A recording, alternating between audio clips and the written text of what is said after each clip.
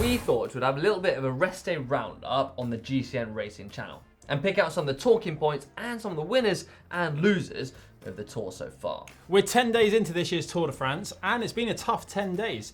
It's quite a long time, in fact, in a Grand Tour to have to wait 10 days for the first rest day, and you can see it's taken its toll on quite a few riders, most notably Rowan Dennis of Bahrain Merida. He looks haggard. Oh, he has aged, hasn't he? Yeah, and a few of his teammates as well, if you look at his Instagram story. Indeed, the start of this year's tour has been absolutely fantastic. 9 different stage winners, 3 different yellow jersey wearers, but let's start off with the wrap-up with yesterday's action, because that was a crosswind explosion. Yeah, what could have been a fairly flat and innocuous stage 10, turned out to be one of the most decisive and potentially most exciting stages of this year's Tour de France, as Team Ineos and Quick-Step, on the back of EF Education's earlier attempts, ripped the race apart in the crosswinds. The funny thing about crosswinds is, though, as great and exciting as they are to watch, they don't necessarily tell us that much about the actual form of the GC contenders. It merely tells us if they're in the right place to respond to the effort at the right time. It does show us, though, that quite a few riders have got a lot of work to do going into the second week. Yeah, and the biggest loser of all was poor Thibaut Pinot. He lost a whole load of time, and he's been looking great, isn't he? He's been looking great in form, but also in confidence, not seen in many a tour. But he's sitting at a deficit of 2 minutes 33 down to Alaphilippe, and also 1 minute 21 to Geraint Thomas. And I feel sorry for him. Yeah, I also feel a little bit for Rigoberto Urán, as the EF Education team, they'd done a brilliant job earlier, staying really vigilant, and they actually tried to split the race themselves. Unfortunately, though, they eased off the gas at just the wrong moment and missed out on the decisive split. Yeah, and Jakob Fuglsang as well lost time, and also Mikel Landa lost time in a crash, a whole load of time. The only real indication we have at this moment of bad legs or perhaps a bad head is from Richie Porte, whose quote on the team website was this: "I was the last guy to not get across. It was just a power thing, and I just wasn't up for it today. It's disappointing, but the race still goes on." Yeah, the race goes on, but with a 4-minute deficit. Yeah, quite the deficit. But let's start off with the winners. Yeah. And the man who crossed the line first, Wout van Aert. Not a bad way to start your first tour. That's an understatement, if ever I've heard one. Not the only winner on the day, though. Team Ineos with Egan Bernal and Geraint Thomas both did really well. Dave Brailsford was quoted as saying, "It feels like they've scored a goal." Yeah, wrong sport, Dave. Yeah. Going into the mountains, they put some useful time into their GC rivals, and if you remember, Egan Bernal doesn't actually have that much crosswind experience. His first taste supposedly coming at Paris-Nice this year. Yeah, but he showed great maturity, didn't he? He didn't look at all in trouble. I mean, he's been working on his poker face, though, hasn't he? Yeah, and a good road captain, Luke Rowe. There are more winners, though. Steven Kruijswijk, Romain Bardet, Enrique Mas, Emmanuel Buchmann, Adam Yates, and also Dan Martin made the split and making 1 minute 40. Taking 1 minute 40 on their rivals. The big question on everyone's lips, though, after the first 10 days at the Tour de France is, can Julian Alaphilippe carry the jersey all the way to Paris? Yeah, I'm not sure, Chris. I'm not sure either, but Dan Lloyd knows someone that might be able to give us an answer. There's quite a big crowd gathered outside the Koenig Quick-Step bus today. See Julian Alaphilippe go out on his rest day ride. He's doing it on an e-bike, incidentally. More on the tech channel about that later. Yesterday, though, on the Racing News show, Marty was discussing whether or not Alaphilippe could go on to win this year's Tour de France. Pure speculation, of course, from our point of view, so I thought I'd ask someone a bit more in the know. This is Gert van Bont, the sports director of the team. Well, for sure, I think he cannot win this year. I think he lost already a lot of energy, winning stage 3, defending the yellow jersey already. I think if you want to win the Tour de France, I think you have to save more energy on the first days. So maybe in the future, yes, with Julian, I think you never know where his capacities still are. But for this year, I think it's going to be a little bit too difficult.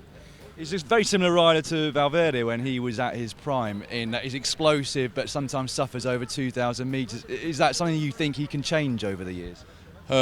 Yes, maybe it can, but I think, I think maybe now that he has the yellow jersey, we will see in the stage on Tourmalet.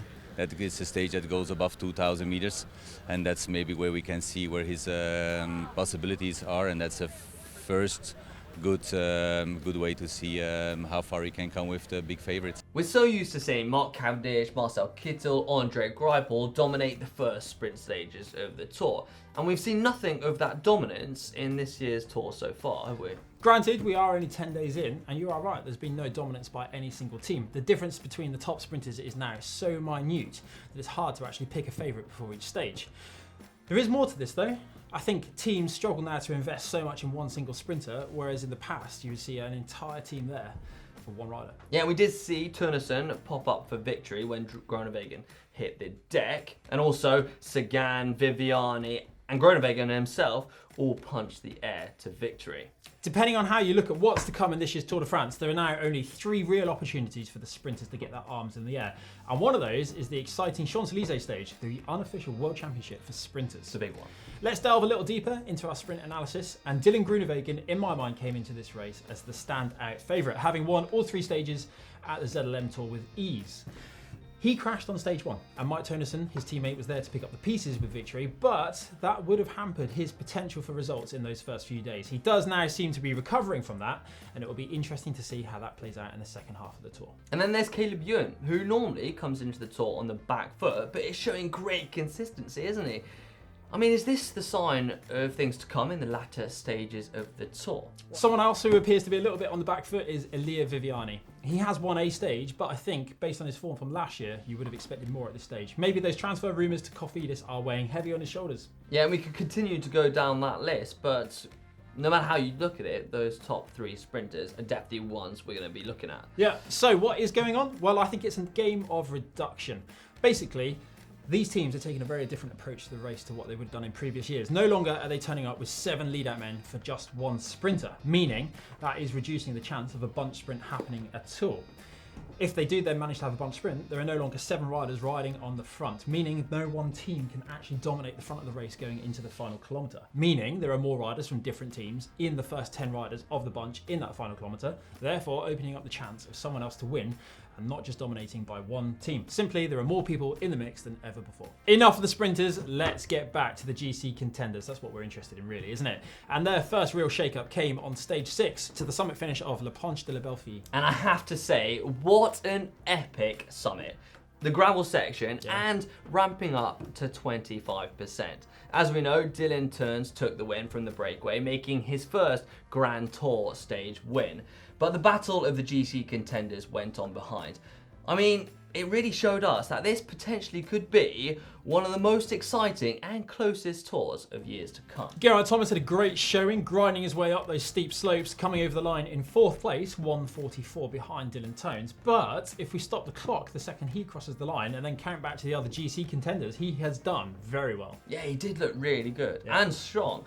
But also Thibaut Pinot. Yeah, you've got to agree with that. He's been surprising me, to be fair, and he's looked really, really good. And best he's looked for a number of years, actually. Yeah, cannot disagree at all. He crossed the line just 2 seconds back, along with Julian Alaphilippe.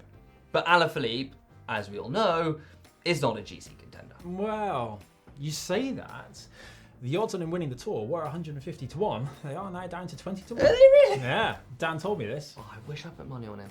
Nairo Quintana lost 7 seconds, and Jakob Fuglsang lost a further 2 seconds, and he finished in a group which included Richie Porte, Mikael Landa, and also Egan Bernal. Not far behind them, Adam Yates and Dan Martin crossed the line together at 14 seconds, and then Rigoberto Urán came in at 18 seconds. Now, we are not going to pretend for a second that stage 6 is going to be the overall result of the Tour de France, but it is a fantastic indicator as to the level of form that the GC contenders currently have, and traditionally, the first mountain showing is a good indicator of the final overall standings. It has been an action-packed first half of the Tour leading into the first rest day, and the mountains is for sure going to create a real showdown, and I'm excited. Yeah, I am too. I can't wait to see how it opens up going into the Pyrenees. But before they do that, they've got the 27.2 kilometre time trial in and around Pau to negotiate, and I love a time trial in a Grand Tour. Yes, you do. And don't forget to hit the subscribe button on the GCN Racing channel to keep up with the date with all the racing highlights. Do give us a big thumbs up before you go. God, you got some big sweat patches, mate. All right.